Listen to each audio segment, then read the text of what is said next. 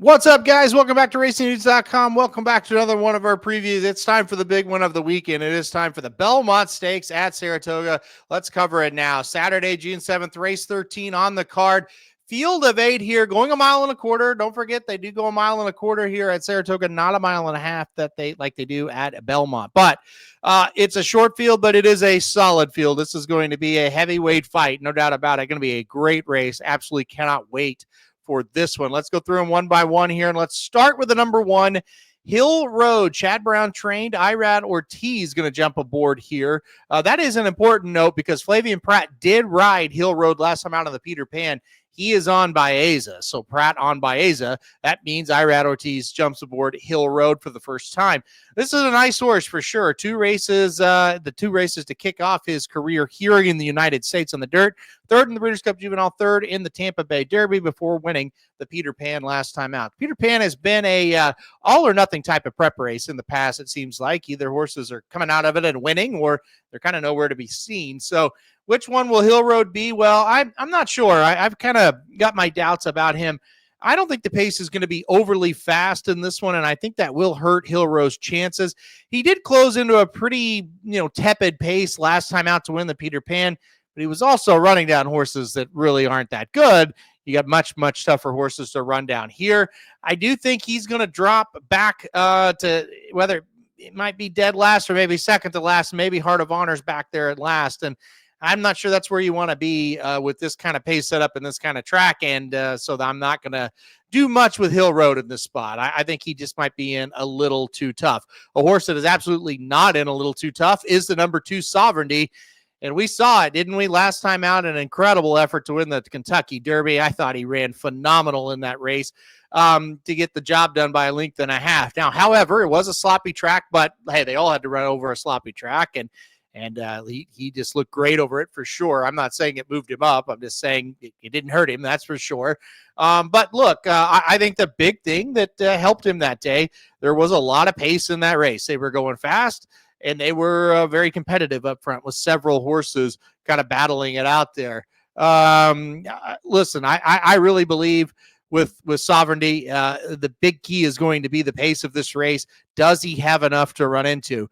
Usually at Saratoga, now this is just kind of a general statement. This doesn't always kind of turn out this way, but usually it's kind of tough to win from the back going 2 turns at Saratoga unless you get some pace to run at. Now, that does not mean that's how it's going to be Saturday, and that does not mean Sovereignty has no chance. But you kind of look back at Sierra Leone and you go, okay, Sierra Leone last year, when you look at him, and Sierra Leone and Sovereignty, very similar horses, very similar running styles, at least up to this point.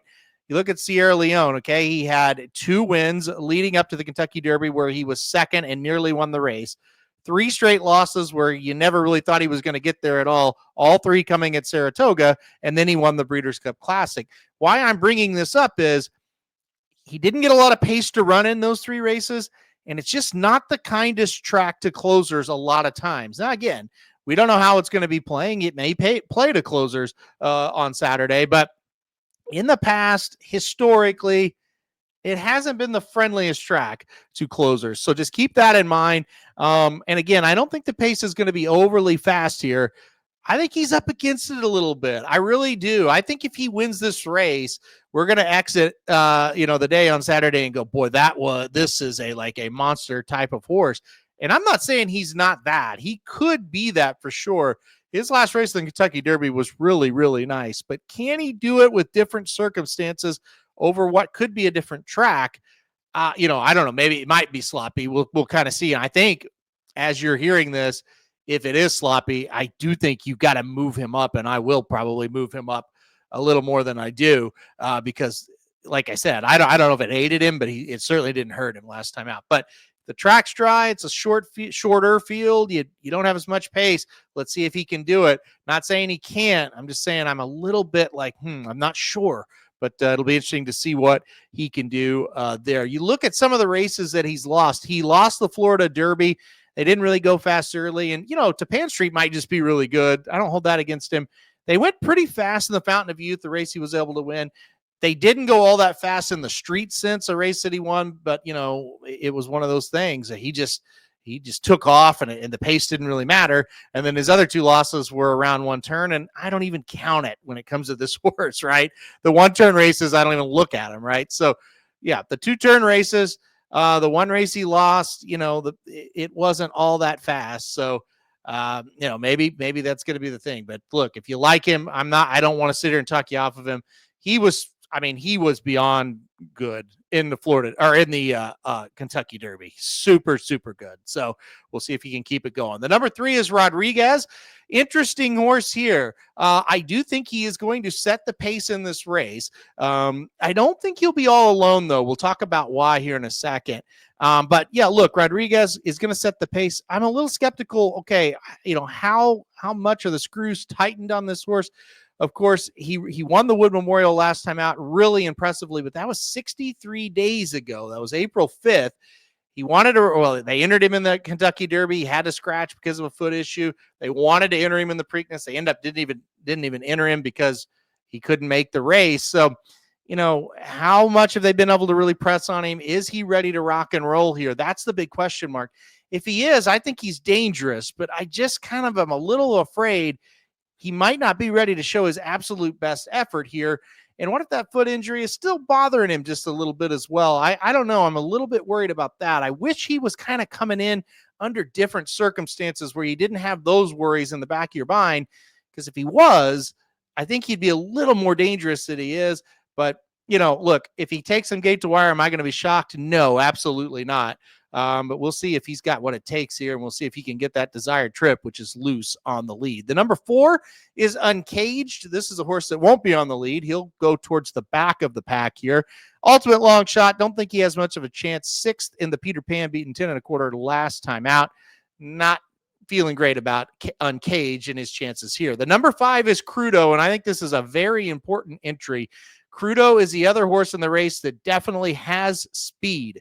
So I think Crudo will press the pace and press the number 3, Rodriguez.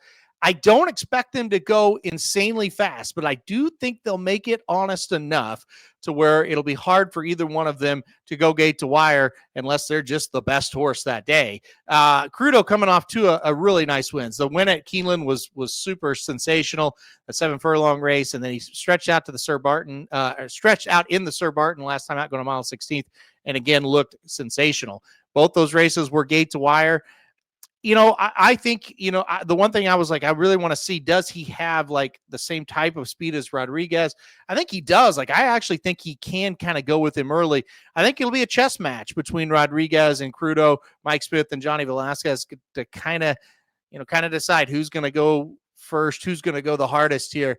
I think Crudo's interesting.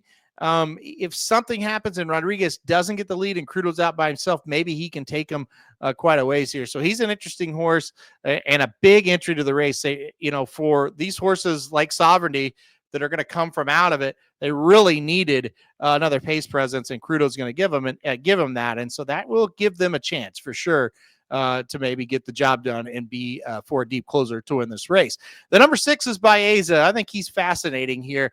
He is a horse that he's got decent amount of speed. You look at his maiden special weight, he was right up on the lead. You look at the Santa Anita Derby, same kind of thing. He was kind of up there at times. He really kind of wanted to go up there. Kentucky Derby, he was way out there to the far outside post. It just kind of tucked him in, made one run. I thought he looked really good in that race. I think he's going to sit a really nice stalking trip here. I think he's kind of the other key to the pace a little bit. If one of those horses, the 3 or the 5, Crudo or Rodriguez, don't get out there, could it be Baeza that kind of presses or at least keeps them within range? I think he's going to sit there and have a beautiful trip. I think he's going to be really tough to beat. I like Baeza quite a bit in this spot. I think he'll sit the trip.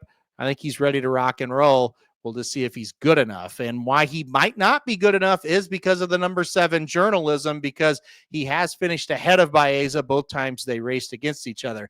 Of course, we don't even need to hardly rehash the Preakness. It was incredible. The horse gets in all kinds of trouble, gets absolutely stopped. It looks like the race is over, and Gosker is going to pull off a big upset. and Journalism takes off and gets the job done and gets up by a half length. Kentucky Derby lost fair and square to Sovereignty. I make no excuses for Journalism. He rounded the corner like a winner, and he got ran down, plain and simple, but he was still able to hold on for second. Of course, before that, had 4 straight victories, San Antonio Derby, San Felipe, Los Alamitos Futurity, and that maiden special weight. I think he is tactical enough if the pace is slow. I do think Journalism can get up there and sit in a pretty good spot. I don't think he's gonna get too far behind, but if the pace is fast, I don't think it really hurts him either, because he isn't a horse that's going to be up on it. He's just kind of going to be mid-pack and then go try to get him. So Journalism, I think, will show up here and be very tough. I like Journalism quite a bit here as well. Third race in 5 weeks. Is that a worry? I don't really think so, and here is why. I really believe if the connections kind of thought the horse was struggling or maybe not doing so well, maybe not at 100% or at least close to 100%, I just don't think they would enter him in the race. They really have no pressure to come to the Belmont Stakes and run, right? This is a horse that does not have the Triple Crown on the line. And this is a race that if he wins it would be great for him, obviously. But if they skipped it and he went towards a summer campaign, and look towards that, maybe he'd be a little more fresh for that and can win those. So I think they're entering because they love him. They think he's doing great and they think he can win. And again, there's just no reason to enter him if they believe he's not quite 100%. So I just got to think, hey, he's going to be all right. I also think they've kind of prepared this horse for this 3 race sequence all along. And that they never came out and said that, but just reading between the lines, I think they felt like this is a horse that could win the Triple Crown, and they wanted him to be ready to run in all 3 races, and he has been. So obviously, again, not a Triple Crown on the line, but that's just more reason for me, since it's not on the line, to think, well, if they've entered him, he's ready to go. So I think he'll show up and run a nice race. And then the number 8 Heart of Honor to round it out here, 5th in the Preakness last time out in his United States debut. I don't have a lot of interest in him here as well, 30-1 on the morning line.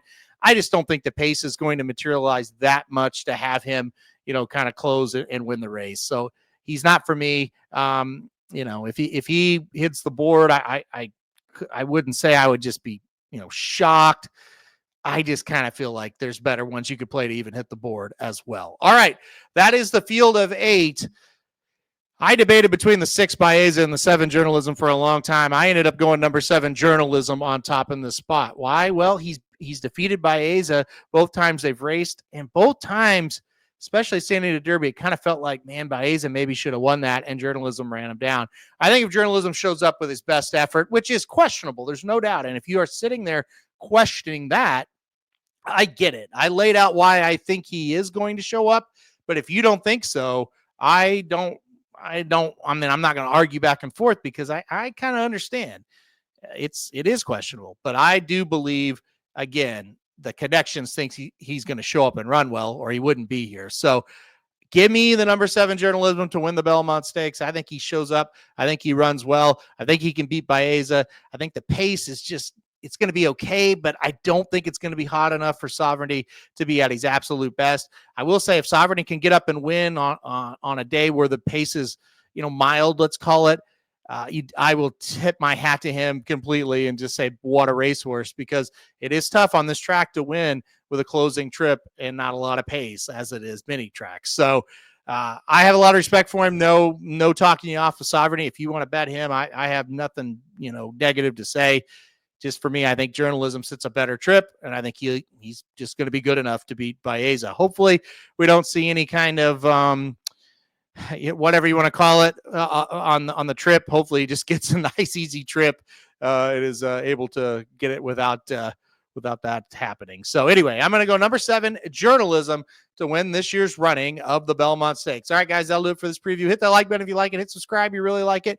Want to get alerted anytime we do videos like this. And most importantly, good luck if you're playing the Belmont Stakes and all of the Saratoga card on Saturday.